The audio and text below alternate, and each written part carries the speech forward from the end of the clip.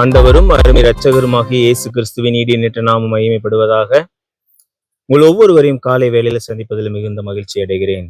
இந்த நாள் ஒரு ஆசீர்வாதமான நாளாய், மன மகிழ்ச்சியின் நாளாய் கர்த்தர் ஆசீர்வதித்து உங்களுக்கு மாற்றி தருவார் என்று நான் விசுவாசிக்கிறேன். இன்றைக்கு நாம படிக்க இருக்கிற வசன பகுதி 1 கொரிந்தியர் 14வது அதிகாரம் 4வது வசனம் இவ்விதமாய் சொல்லுகிறது: அந்நிய பாஷையில் பேசுகிறவன் தனக்கே பக்தி விருத்தி உண்டாக பேசுகிறான், தீர்க்க தரிசனம் சொல்லுகிறவனோ சபைக்கு பக்தி விருத்தி உண்டாக பேசுகிறான். இதுல 2 காரியங்களை குறித்து வசனம் தெளிவாக சொல்லுகிறது. அந்நிய பாஷை பேசுகிறவன், அப்போ ஒவ்வொரு நாளும் தனி ஜெபத்துல நம்ம ஜெபிக்கிறோம், கரெக்டு தான். ஆனா அந்த ஜெபத்தினால உங்களுடைய வாழ்க்கையில, ஆவிக்குரிய வாழ்க்கையில ஒரு மாற்றம் வந்திருக்கு, அடுத்த படிநிலைக்கு நீங்க சென்று இருக்கீங்களா என்பதை நீங்கள் என்ன பண்ணணும்? ஆராய்ந்து பார்க்க வேண்டும்.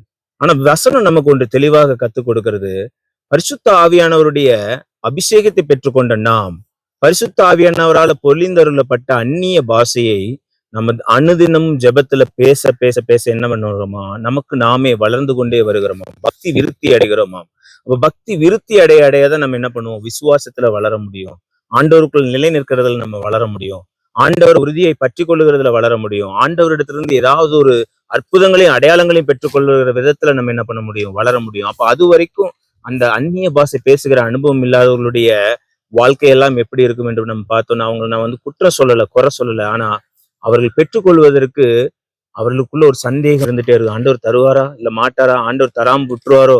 ஆண்டவர் என் ஜெபத்தை கேட்டாரா இல்லையா? அப்படிங்கிற ஒரு எண்ணம் உங்களுடைய ஆவிக்குரிய வாழ்க்கையில இருந்து கொண்டே இருக்கும். ஆனா அந்நிய பாஷையில ஜெபிக்கிறவங்களுக்கு பக்தி விருத்தி அதிகமாகிறதுனால உங்களுடைய ஆவிக்குரிய வாழ்க்கையில நீங்க மறுமலர்ச்சி அடைகிறவர்களா இருப்பீர்கள். அதே போலதான் தீர்க்க தரிசனம் சொல்லுகிறவங்க, அவங்களும் என்ன பண்றாங்க? அநேகரை பக்தி விருத்திக்கு ஏதுவாய் நடத்துகிறவர்களா இருக்கிறார் என்று பார்க்கிறோம். இன்றையிலிருந்து நம்ம பெற்றுக்கொண்ட ஆவிக்குரிய வரத்தை, நம்ம பெற்றுக்கொண்ட அந்நிய பாஷையை நம்ம விட்டு விடாமல் அதை ஜெபத்துல உபயோகித்து சத்துருவானவனின் கோட்டையை தகர்த்து ஆண்டவரோட நெருங்கி பழகிற ஒரு அனுபவம் கொண்டவர்களாய், ஆண்டவரிடத்தில் இன்னும் பக்தி வைராக்கியம் பாராட்டுகிறவர்களாய், பக்தி விருத்தி அடைவதற்கு ஏதுவாய் உங்களை நீங்க மாற்றிக்கொள்ளுங்க.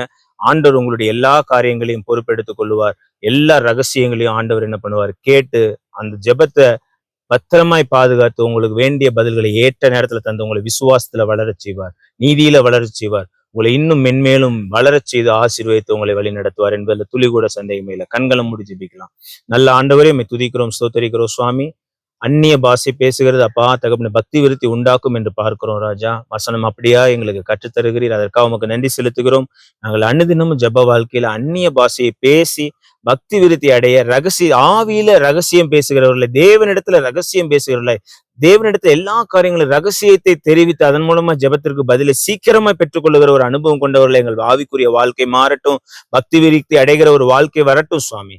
எங்களை அப்பா நீங்க அப்படியா நடத்த போகிறபடியா நமக்கு நன்றி செலுத்துகிறோம். இயேசுவின் மூலம் ஜெபிக்கிறோம் நல்ல பிதாவே, ஆமென் ஆமென். God bless you. God bless you.